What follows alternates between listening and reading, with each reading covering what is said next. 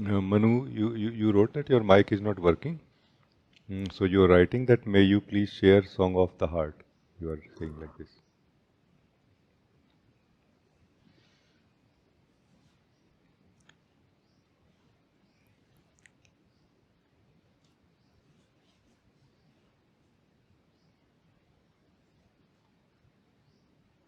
My heart is saying like this right now that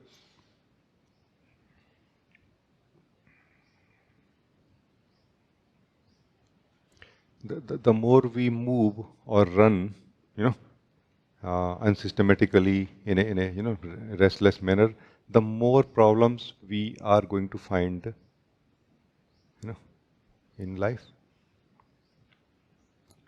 The more somehow we learn to be stable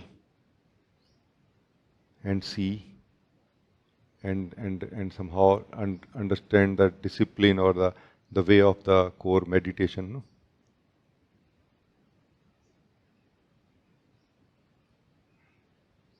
So many of the problems that we were facing are not there anymore.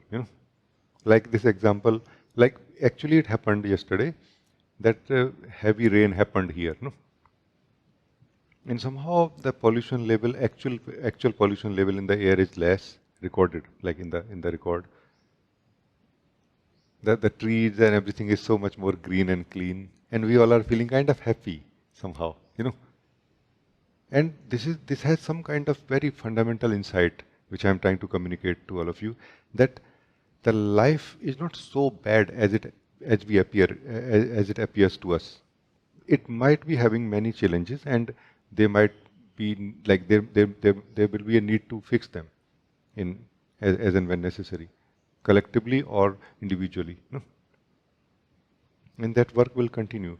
But most of the sense of suffering that we experience or disturbance that we experience in relation to life is more like a dust in our eyes, you know, in the eyes of the soul, you know, and there a cleaning is possible through core meditation. Core meditation is not really to achieve anything; it is to just remain in that Vishram, like allowing ourselves to take a bath into our own existence, so that the eyes of the consciousness, eyes of the individual self get cleaned. When we look at life through the eyes of this individual self, no, body mind, all the four layers of the body mind and the consciousness, when we look at it, this is what is individual self, isn't it? When we look at life, it looks so much more green, so much more clean, so much less pollution and problem. No? So it is this individual self-consciousness which is feeling troubled in some way continuously. It is not troubled because of something. It is troubled, that's why it is seeing trouble everywhere. No? If it can become peaceful by itself without, without being in a certain context or relation to something, like independently, if it can become peaceful and joyful, that is the Vishram, that is that relax or peacefulness possible through core meditation. And it was my experience also a long time back when I started, meditation, that going in meditation, meaning relaxing in the non-doing, looks the most useless thing when we are caught up in the sense of trouble, you know. And we always try to hang around the thoughts and solutions. We try to find the solutions for one, like from one to another. We just keep jumping from one to another to another to like maybe this will solve the problem. Maybe this will solve the problem. No? But if we can develop that wisdom that I can solve those problems, but why I should not be peaceful before that?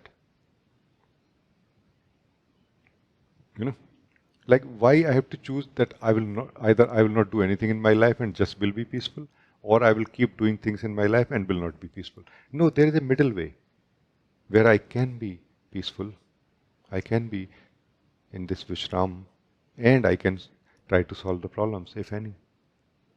But then somehow, once we come to this Vishram, we are first of all joyful. We have a smile on our face, no? in one sense. No? And wherever we look, we see beauty much more than ugliness, or we see much more the abundance, the blessedness, than the sense of lack that something is missing. No? Like our attitude has become already very positive in a way, affirmative in a way. No? And that supports a lot in solving anything, even also, if necessary, or whatever life flow invites us to to face or to work with, no? Also.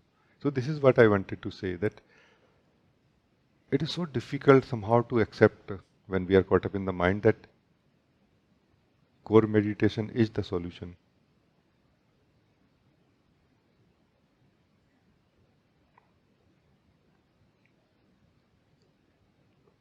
And I'm not saying that we should give up working on life or on our problems. No, we can do the two things at the same time, no, parallelly. But in experience, I found that the more we are succeeding in core meditation, the more somehow many things about which we complain, those complaints start falling away from our life. You know, we are not escaping. We are just not overly complaining about anything now. We are more appropriate in complaining. When it is really necessary, we complain. Or we say that, hey, this is not okay. It should be fine. No? It should be corrected. But when otherwise we are like, it's fine. No? In one sense, suffering is like a irritated state of the soul, of the core individual consciousness. Isn't it?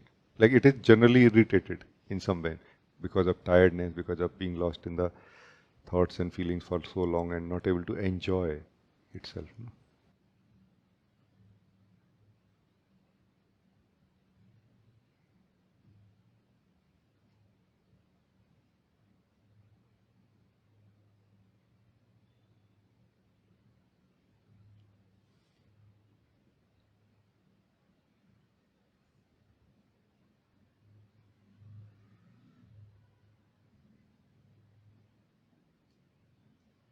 Experiencing is joy. No? That's why we call enjoy. Enjoy your life. No? Life or life experiencing is joy. Our nature is bliss. We can say enjoy. Joy is like um, within the flow of life, we get moments of or that while we experience the flow of life, it is like an opportunity or a medium through which we experience the bliss of our own being. No? It is a more mild, diluted version of the bliss. No? And yet, it is very exciting in a way. Like from one thing to another whole day. No? Like this happened, that happened. No? Like this. So life experience actually is joy. Why it feels like suffering then? This is the question we should ask. There is something fundamental we have missed along the way. That something is ourself, who we are. Let us sit in core meditation and let us come home in this way, where we don't have to escape from life or kind of renounce life after that. No, why? Let us return to the flow of life as ourselves more now and experience the joy now. No? But the experience of joy will not be coming from the flow of life. It will be coming from our own bliss. No? Like the fragrance of our own bliss. It is as if you are taking salt and pepper from home, wherever you go, and you put your own salt and pepper as you like, and then you eat the food. No? So what we call joy basically is that salt and pepper that we bring to the table always ourselves. It is not provided by the company, by the restaurant. You know what I mean? And it is really a beautiful part, like it's a very essential somehow part of how life is experiencing.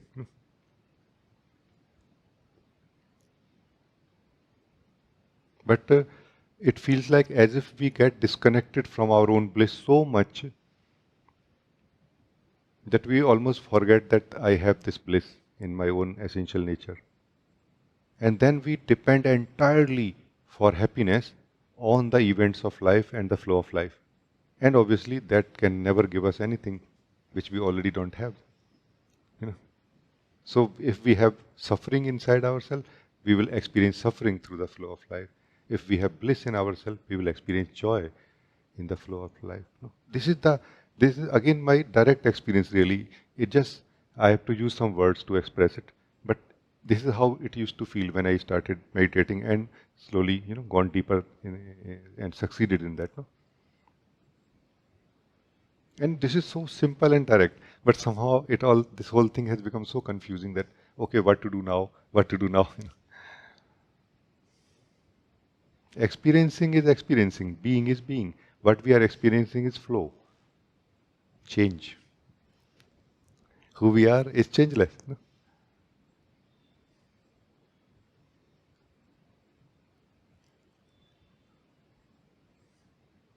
Why we need to condemn the changeful? The changeless never condemns the changeful, really. Why it would condemn the changeful? No?